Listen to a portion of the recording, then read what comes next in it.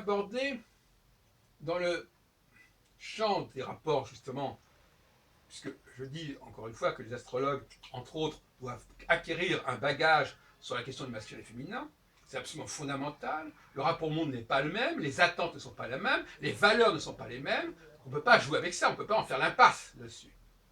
Donc il est hors de question que dans une formation, dans un cours, dans une école d'astrologie, on termine sa formation sans avoir un bagage sérieux sur le masculin et le féminin. Autrement, la personne va, à un moment donné, si elle n'a pas maîtrisé ce sujet-là, si elle n'a pas approfondi et si elle n'a pas décortiqué son rapport à elle, qui peut être souvent compliqué, eh bien, ça va perturber, ça va polluer son travail d'astrologue et de conseil. Donc ça, c'est vraiment fondamental. Les astrologues qui ne règlent pas le problème masculin-féminin, ils ne sont pas en mesure de faire de la thérapie et de faire du conseil. C'est clair. Bon. Maintenant, je voudrais apporter quelques lumières dans ce sens, en montrant qu'il y a des chassés-croisés qui sont intéressants, que les femmes, par exemple, qui sont dans le collectif pour moi, sont fascinées par le singulier, notamment par l'idée d'un Dieu unique, n'est-ce pas? Les gens qui sont dans le collectif, c'est-à-dire qui sont dans une sorte de troupeau, et je n'emploie pas ce mot sans raison, parce que dans l'évangile, on parle du pasteur et de son troupeau, et de ses ouailles, donc c'est pas moi qui ai inventé cette notion-là. Le troupeau, voilà, il y a un pasteur, il y a un troupeau, donc il y a le troupeau, il y a une unité du troupeau, mais ça veut dire que tous les membres font unité face au pasteur qui, lui, est carrément seul. Bon. Alors, donc ça, c'est une problématique qui est complètement évidente dans le domaine du religieux. Le Christ, Dieu, etc. Ce sont des personnages solitaires qui sont responsables de l'humanité. Voyez-vous, l'humanité, le personnage, dualité. Le 1 de l'unicité de l'individu et le 1 de l'unicité du groupe, du collectif, du troupeau. Inversement, les hommes, eux, auraient moins une religion axée sur la divinité, sur le personnage solaire, central, mais au contraire une religion de la nation, c'est-à-dire du collectif. Voyez-vous, chacun est attiré par le processus de l'altérité.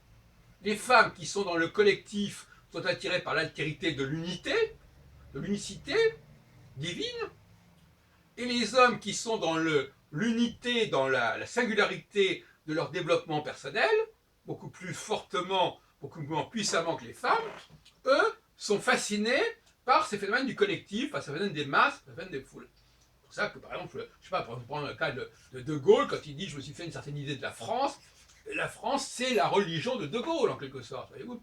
Donc c'est une religion qui est la religion du peuple, la religion de la masse, la religion de la nation, beaucoup plus que la religion d'un Dieu seul, voyez-vous. Donc les deux approches religieuses et deux approches du culte sont absolument inversées chez l'homme et chez la femme. Chez la femme qui est en elle-même déjà complètement prise dans le collectif, prise dans un processus moutonnier, si on veut, un processus de mode, un processus de comportement répétitif, eh bien, l'individu, le héros, le dieu, ça peut être aussi effectivement le culte d'un personnage remarquable, etc. Bon, mais c'est quelque chose, c'est le culte, ce qu'on appelle le culte de la personnalité, Mao Tse-tung par exemple. Donc elles ont le culte de l'individu unique, de l'individu remarquable, du surhomme en quelque sorte.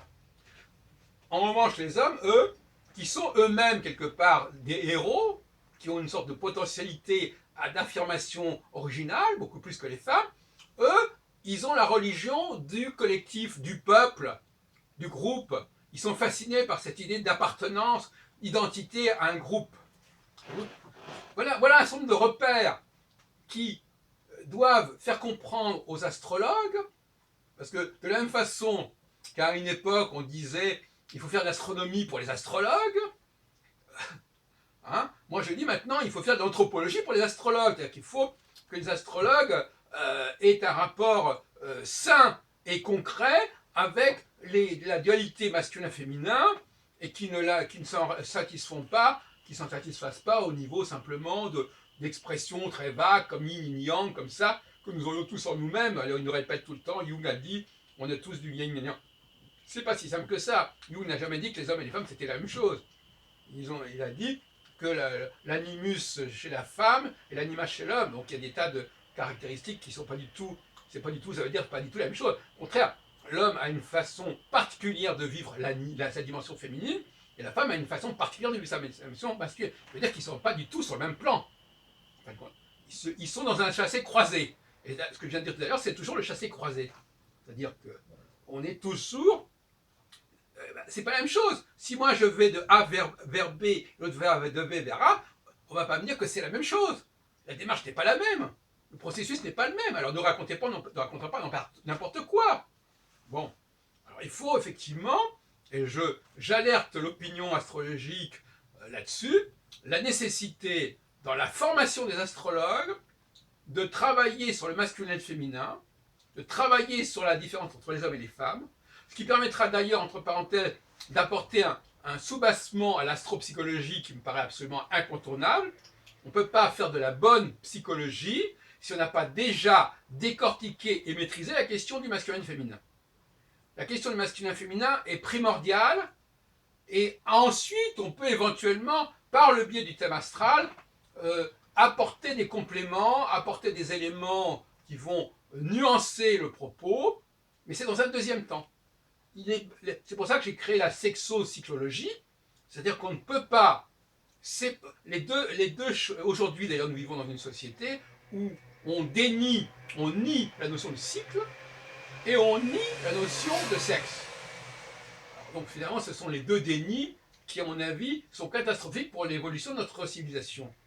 Il faut et si l'astrologie veut se faire respecter, eh bien justement, il faut qu'elle travaille sur ces deux domaines qui sont effectivement sacrifiés, qui sont effectivement refoulés. C'est dans ces créneaux-là qu'elle doit travailler.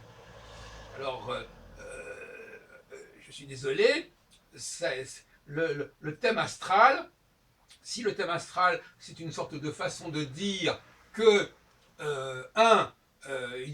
on est des individus, donc on n'est ni des hommes ni des femmes, donc c'est le déni de cette fondamentale différence entre les hommes et les femmes, au nom d'une individualité qui dépasserait ce clivage.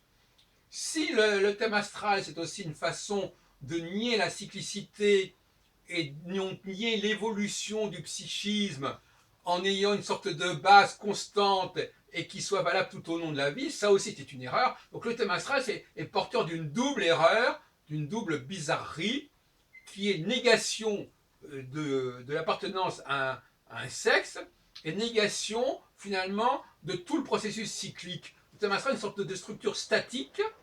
Je pense à Didier Gélin qui finalement interprète tout ce qu'on veut à partir du thème astral sans tenir compte ni des transits, ni des directions, ni quoi que ce soit, et encore moins du sexe.